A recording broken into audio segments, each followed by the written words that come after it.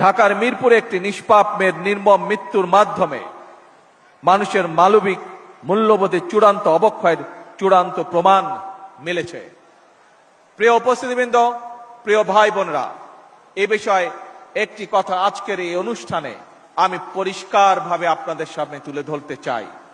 এই ধরনের শিশু নির্যাতন বা নারী নির্যাতন বর্তমান সরকার কোনোভাবেই মেনে নিবে না এবং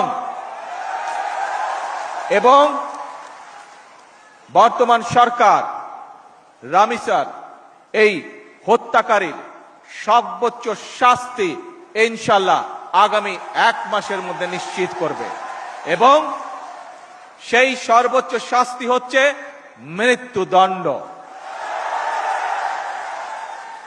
যাতে করে ভবিষ্যতে আর কোনো ব্যক্তি মানুষ এইভাবে শিশু বা নারী নির্যাতন করার সাহস না পায়।